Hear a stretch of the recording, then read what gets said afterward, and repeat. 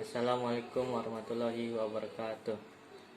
Saya akan menjelaskan bab 3 tentang sistem dan struktur politik ekonomi pada masa demokrasi terpimpin pada tahun 1950 sampai 1965. Peta konsepnya, yang pertama, menuju demokrasi terpimpin. Yang kedua, peta kekuatan politik nasional. Yang ketiga, pembebasan Irian Barat. Dan yang keempat, sistem ekonomi terpimpin. Dinamika politik pada masa demokrasi terpimpin. Latar belakang dan terbitnya Dekret Presiden 5 Juli 1959. Pokok-pokok pemikiran yang terkandung dalam konsepsi Presiden 1957 sebagai berikut. Yang pertama, pembentukan sistem demokrasi terpimpin yang didukung oleh kekuatan politik yang mencerminkan aspirasi masyarakat secara seimbang. Yang kedua, pembentukan kabinet gotong royong berdasarkan pertimbangan kekuatan masyarakat. Setelah itu, Dekret 5 Juli 1959 yang dibacakan Presiden Soekarno berisi 3 ketentuan pokok. Yang pertama, pembubaran konstituante. Yang kedua, tidak berlakunya Undang-Undang Dasar Sementara 1950 dan berlakunya kembali Undang-Undang Dasar 1945. Dan yang ketiga, pembentukan MPRS yang terdiri dari anggota DPR ditambah dari golongan DPAS. Stop dulu. 3. Situasi politik setelah Dekret Presiden 5 Juli 1959. Pada 10 Juli 1959, Presiden Soekarno membubarkan Kabinet Juanda atau Kabinet Karya dan menggantinya dengan Kabinet Kerja, yaitu ia membuat 3 program. Yang pertama adalah masalah sandang dan pangan. Yang kedua, keamanan dalam negeri. Yang ketiga, pengembalian Irian Barat. Setelah itu, pada tanggal 31 Desember 1959, Presiden Soekarno membuat Front Nasional, yaitu tujuannya yang pertama adalah menyelesaikan revolusi nasional, yang kedua melaksanakan pembangunan dalam negeri, yang ketiga mengembangkan pertahanan wilayah Republik Indonesia. 3. Peta kekuatan politik nasional. Pada masa demokrasi terpimpin, peran partai politik dibatasi cukup ketat oleh pemerintah. Pembatasan partai ditandai dengan penetapan Presiden nomor 7 tahun 1959 tentang syarat-syarat penyederhanaan kepartaian. Peraturan tersebut berisi persyaratan partai politik sebagai berikut. Yang pertama, menerima dan membela Konstitusi 1945 dan Pancasila. Dalam sistem pemerintahan, berdasarkan Undang-Undang Dasar 1945, pemerintahan yang digunakan di Indonesia adalah presidensial. Presiden berkedudukan sebagai kepala pemerintahan serta tidak bertanggung jawab pada parlemen atau DPR. Berhenti nih. 3. Perjuangan pembebasan Irian Barat. Di sini ada foto Adam Malik. Yang pertama, perjuangan diplomasi. Upaya diplomasi tingkat internasional yang ditempuh pemerintah Indonesia antara lain melakukan konferensi Kolombo pada April 1945 dan konferensi Asia Afrika pada April 1955.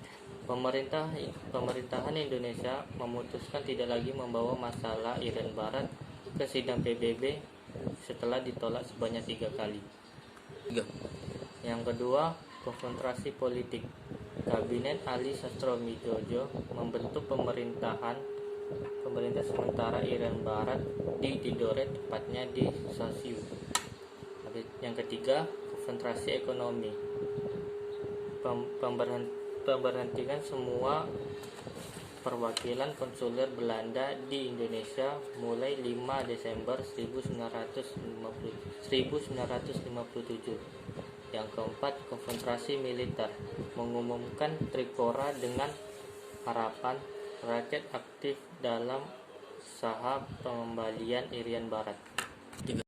Persetujuan New York pada Maret sampai 16 Agustus 1962, Indonesia dan Belanda mengadakan pembicaraan intensif di Virginia, Amerika Serikat.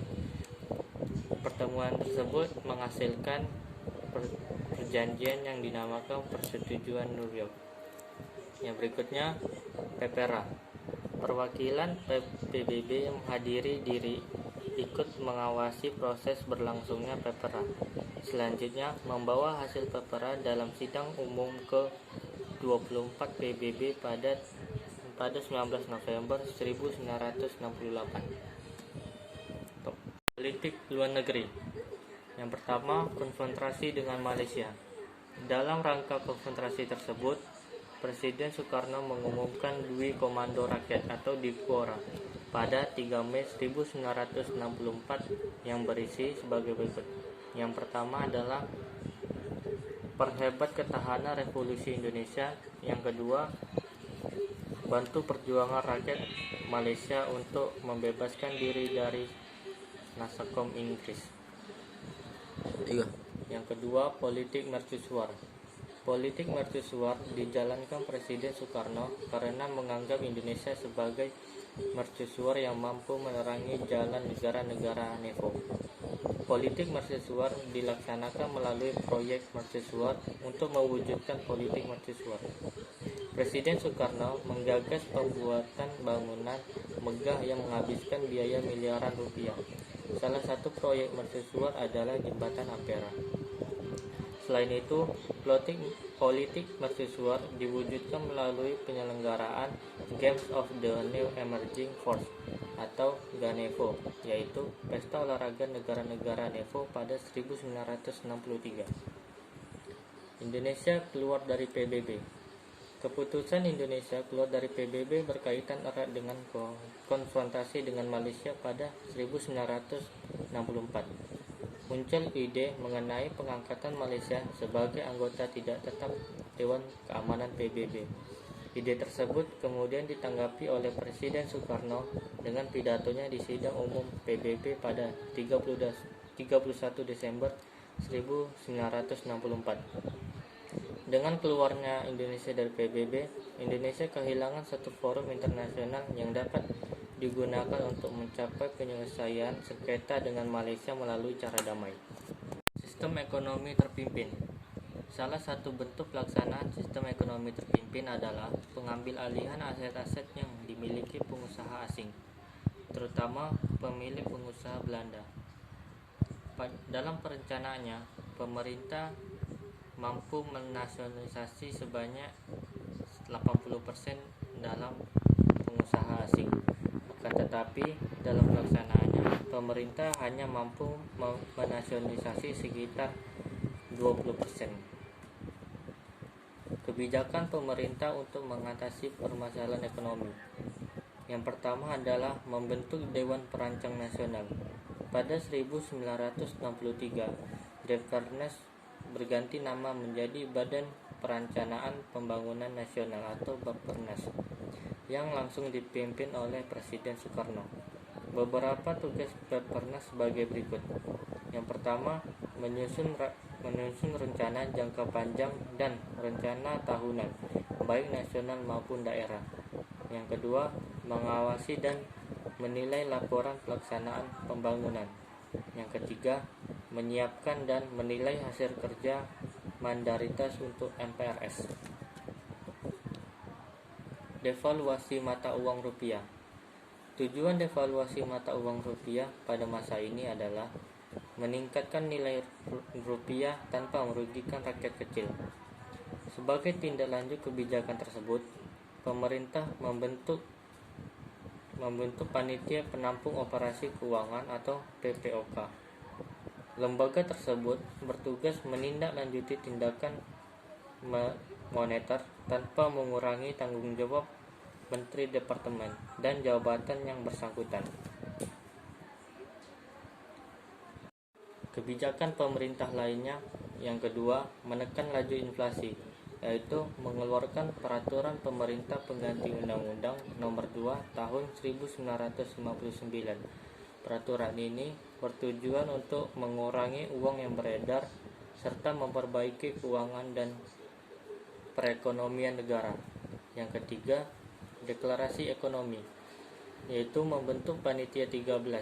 Panitia 13 ini terdiri atas ahli ekonomi, ahli politik, dan anggota musyawarah. Dari Panitia 13 ini menghasilkan konsep yang dinamakan Deklarasi Ekonomi atau DEKON. Yang keempat, dana revolusi. Dana revolusi diperoleh dari devisa kredit jangka panjang dan pemungutan terhadap perusahaan atau perseorangan yang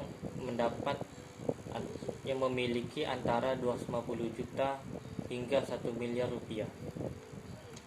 Sekian dari presentasi saya. Apabila ada kesalahan atau kekurangan mohon dimaafkan. Saya tutup dengan wassalamualaikum warahmatullahi wabarakatuh.